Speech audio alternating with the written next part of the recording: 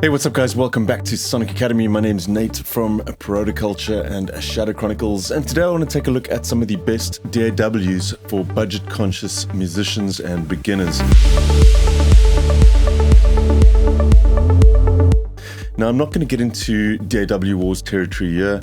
I'm a firm believer that DAW is what you make of it, and these days most of the offerings out there are pretty amazing pieces of software in their own right, all with fantastic features and very capable as music production tools. I'm going to focus more on the sort of dollar to feature ratio and look at a couple of DAWs which I feel sort of beginners and maybe somebody that wants to switch up their DAW should be considering.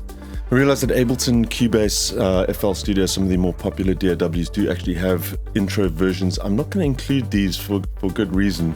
I will come to that at the end of the video though. I do have some points as to going down that route. So stay tuned till the end of the video and we'll discuss some of those. In the meantime, I'm going to check out my 5 top DAWs that you should be checking out on a budget. Let's take a look. So this is my top pick for a number of reasons. Now, Studio One has developed at a pretty rapid pace to be an incredibly complex, well put together and feature-rich DAW. For me personally, it's the one that I'm most comfortable with outside of Cubase, partly because some of the Cubase development team was actually responsible for putting together Studio One. It's also got one of the slickest UIs out there, in my personal opinion, which is a plus side as well. But the main reason why I'm putting this at the top of the list is just the flexibility that they give you to acquiring this software. Now, it comes in a free version, which is very stripped back, I will say, but it's a great way to get your feet wet and see if you gel with this piece of software. Now, from there, you have a number of different options. Now, I know subscriptions aren't for everybody, but they do have a pretty great subscription, which includes the entire suite of effects plugins, basically the pro version of the software, as well as a number of other features, collaboration tools, online resources, samples, etc., which are available to you, and all for a very low price of $16 a month. So you can subscribe to that and have all of that at your fingertips. Now, furthermore, if you don't want to go down the subscription route, they also have a rent-to-own option with Splice, whereby you can rent it monthly, but at the end of the payment period, you actually own the software in its entirety as well. This, in my opinion, it makes it super accessible for everybody, and on top of that, there's some great features in there as well, like the virtual mixing desks that emulate sort of consoles, and a number of other things. The plugins are great quality as well, and definitely one that should be on your radar if you're looking for a DAW. So Reaper is often kind of overlooked, but you speak to some hardened pros on forums and stuff, and you'll often get the feedback that it's just one of the most incredible DAWs out there for a number of reasons. So firstly, for the budget conscious, it costs a mere $60 for a license. They do ask you to do a commercial license if you are using this commercially, which is a little bit more expensive, but still very reasonable. Furthermore, they also offer you a 60-day unlimited trial period. There's no hitches to that at all. You can use the software in its entirety for free for 2 months to see if it works out for you. Now, one of the sort of real plus sides is how customizable Reaper is, and it scales really well from a beginner, doing some basic audio editing and playing around with MIDI and instruments and so on, right down to the integrated programming language, the JSFX format, which you can actually code your own plugins inside of Reaper as well. So really just a vast range of tools that are on offer and just scales to your level of expertise within the DAW. It does lack a little bit in the instrument department. There aren't any included instruments, but that's easily fixed by adding in some quality sort of free tools out there, stuff like Surge or Vital, for instance. It does ship with a built-in FX suite, which is pretty decent. The UIs look very dated, but they do the job. But you may want to add in some extra VSTs on top of that, aside from what comes bundled with the software. Aside from that, the DAW side things is very powerful and feature-laden, so definitely one that you should have on your radar. So Reason Studios has just recently released their new Reason Plus subscription. It's actually replaced the suite that they had available for sale on their site. You can still buy a perpetual license for Reason. It's the standard edition for $400. But again, subscriptions, I know, not for everybody. But if you consider the amount of stuff that is available inside of the subscription, it's a pretty great deal. So for $20 a month, you're getting access to the full Reason suite, all future updates. That includes 70 instruments and effects, as well as weekly updates to their preset libraries and sample packs, etc. You get a lot of content that's updated on a regular basis with them. So whilst Reason as a DAW isn't a slouch by any means, this is definitely something that you're going to want to check out if you are somebody that values the amount of bundled plugins, or you're very instrument focused and want to work a lot with MIDI and modular stuff and kind of have that sort of hardware workflow inside of your DAW. If you want to check out a full walkthrough for Reason, I did one recently at the Sonic Academy website, sonicacademy.com.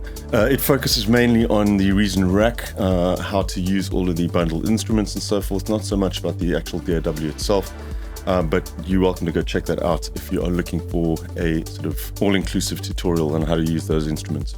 It's an incredibly inspiring platform to work with. The instruments and effects are of an incredibly high quality. They're really, really great sounding synths.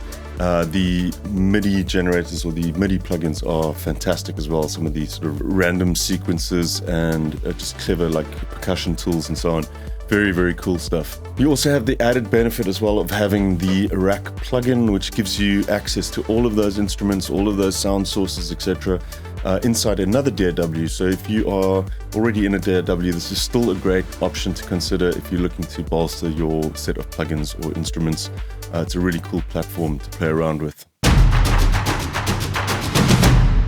So I actually used Cakewalk back in version 1 when I moved from Voyager Pro in MS-DOS to Cakewalk in Windows version 3.1. And I used it for quite a while, and it kind of it evolved over the years into Cakewalk Sonar, which is actually an incredibly good DAW, despite the fact that it was never quite as popular as some of the other offerings out there. When Gibson, who owned them, was dissolved, a company called BandLab picked up the license for the software, and they now offer it completely free with a BandLab account. So the BandLab in itself is a pretty great service that you should probably check out. It's also completely free, and it offers you access to their social network, which is all kind of based around music production and collaboration. There's also a pretty extensive sample library where everything's free as well. And it also gives you access to their browser-based DAW, which is really nice because you have access to it from any computer anywhere, regardless of what software you have installed.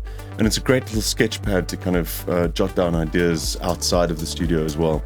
So you're pretty much getting the full Sonar software. However, it doesn't ship with some of the third-party instruments that were included with the Sonar package, stuff like Zeta, for example. However, it does come with a pretty great set of tools. There's some fantastic console emulation plugins that integrate really nicely into it. You can switch between different console models. There's compression, there's EQ, and it's all neatly integrated into the DAW. It also comes with a copy of Melodyne, which is a great addition to it as well, and has some really, really cool features like the clip mode. There's also an incredibly cool step sequencer included and a whole bunch of other really nice features in this software. It's unfortunately Windows only, so if you're on a Mac, this is not going to be a viable option for you, but it's well worth checking out in its own right if you're on a tight budget. So lastly, we had the Windows exclusive. This one is for you Mac users out there. And the thing with this is, chances are if you're on a Mac, you actually already have this installed on your computer. Now, Garageband, a lot of people kind of write it off as a gimmick, but it is fairly powerful in its own right. And while its feature set is very much stripped down from Logic, I've included it here because of how easy it is to get from Garageband into Logic. Now, Logic in its own right is very, very reasonably priced. Comparatively speaking, if you look at some of the other DAWs that are in the same weight class as Logic, $199 for the full license is very, very inexpensive. The other cool thing is that GarageBand and Logic actually share a interface. They pretty much look identical to each other. And when you do decide as a beginner to make that jump from GarageBand to Logic, it's fairly seamless. And Logic by default, when you install it, actually is in sort of a Garageband mode with some of the features sort of stripped back and hidden away. So you can kind of progress quite naturally into using that, and then when you're at the point that you're more comfortable using the software, you can go and enable the Pro features in Logic and unlock all its full potential. So Logic doesn't really need much of an intro. It's probably one of the most well-respected and established DAWs out there as well. Ton of great features, ton of great instruments, and super capable of whatever you need to do in the studio for making music. So that's it for the top 5, but let me come to some of the rest of the DAWs out there, and arguably some of the most popular DAWs like Ableton, Cubase, FL Studio, and so on. Well, most of them offer an intro or light version, all around $99, which is not bad. But the issue that I have with that is a lot of them are kind of feature crippled, those intro versions. FL Studio being the most disappointing of the bunch. The $99 intro version doesn't even include audio tracks and no audio recording. So it kind of puts it more in MPC Groovebox territory rather than a fully fledged DAW. And for $99, I thought that was a little bit steep. Also wasn't super impressed with the amount of image line plugins that shipped with it as well. Some of them are quite basic. Ableton Intro, on the other hand, only offers 16 tracks, which is a little bit limiting. Cubase, the intro version for Cubase was a little bit better, offering more track count, but less features as far as bundled plugins and instruments goes. That said though, one option which I think is very viable for beginners especially is to buy a piece of hardware rather than going for these intro versions. Now chances are you're going to need to buy a audio interface or a MIDI controller, for example. And there are quite a lot of options out there, especially for Cubase and Ableton, where you can pick up, say for instance, Steinberg's very capable audio interfaces. They'll ship with a free version of Cubase Ali. Korg, another example, something as simple as one of these little nano keys will give you access to Korg's bundled software, which is pretty extensive. There's a bunch of instruments in there, as well as an Ableton Lite license as well. So this will kind of give you an opportunity to get your feet wet with those DAWs. And I do think that they're great value, just because if you are deciding that you want to go down one of these more expensive but get more popular DAWs, this is a great way to just kind of get your feet wet, learn the software before you kind of dive in and make that investment into buying a full-blown license. So have you guys already got a DAW? What are you using? Let us know down in the comments. Other than that, I hope you guys enjoyed the video. I'll be back again soon here at Sonic Academy. Cheers. Thanks everyone for watching. We really appreciate all the support from you guys. If you love this video, then smash a like, and if you want to be notified about new videos, hit the subscribe and notification buttons. Peace!